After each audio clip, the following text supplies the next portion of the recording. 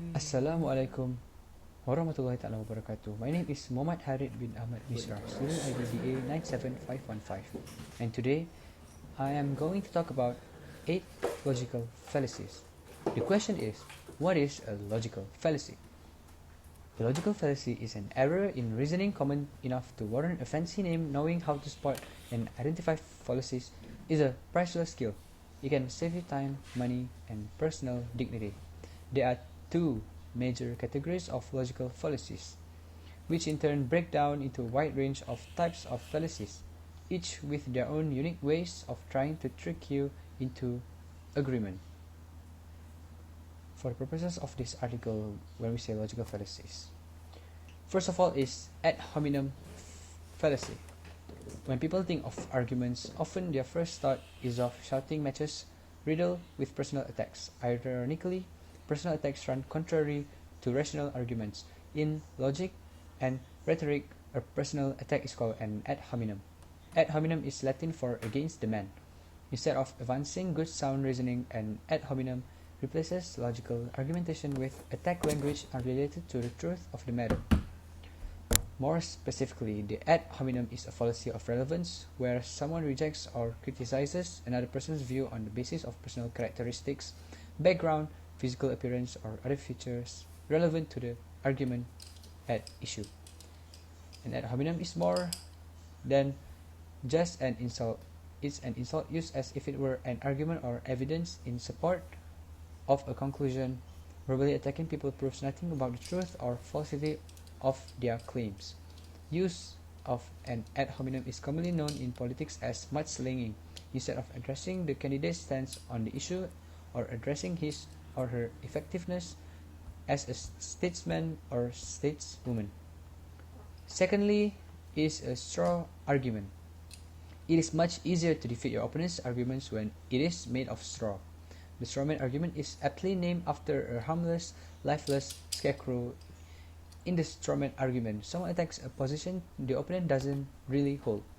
Instead of contending with the actual argument, he or she attacks the equivalent of a lifeless bundle of straw, an easily defeated effigy, which the opponent never intended upon defending anyway. Strawman argument is a cheap and easy way to make one's position look stronger than it is. Using this fallacy, opposing views are characterized as non-starters, lifeless, truthless, and wholly unreliable.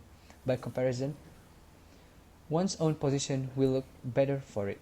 You can imagine how strawman arguments and ad hominem fallacies can occur together, demonizing opponents and discrediting their views.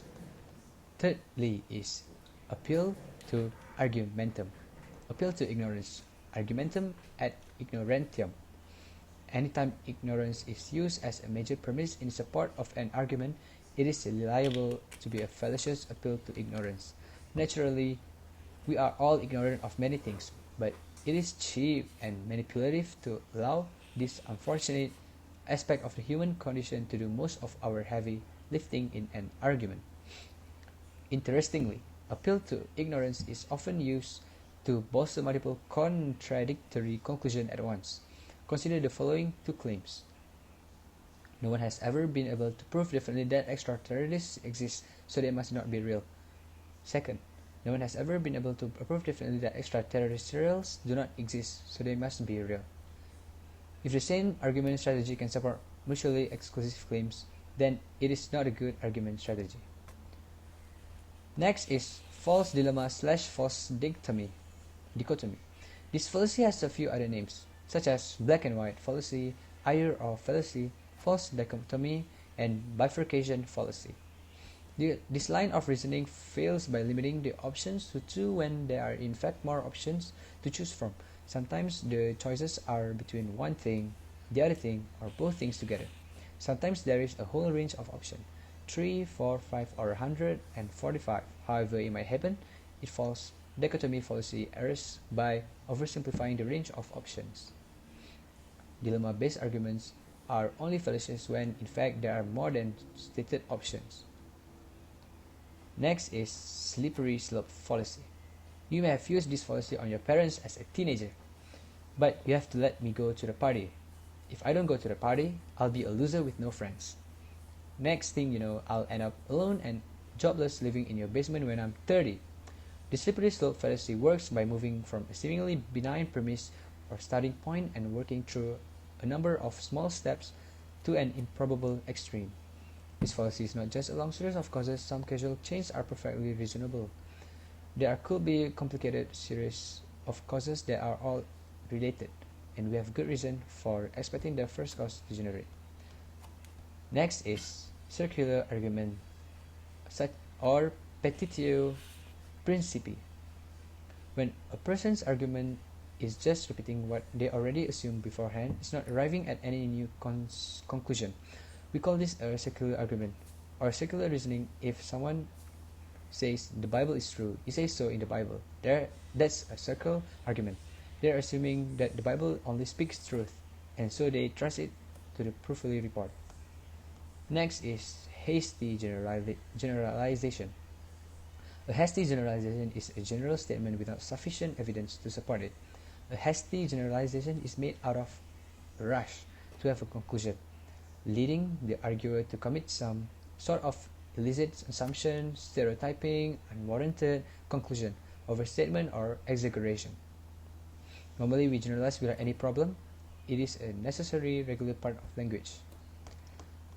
Last but not least is red herring fallacy, or known as ignoratio elenchi. A red herring fallacy is a distraction from the argument, typically with some sentiment that seems to be relevant but is not really on topic. This tactic is common when someone does not like the current topic and wants to detour into something else instead, something easier or safer to address. A red herring fallacy is typically related to the issue in question but is not quite relevant enough to be helpful. Instead of clarifying and focusing, it confuses and distracts. The phrase red herring refers to a keeper herring, salted herring fish. That is all for 8 logical fallacies. Thank you.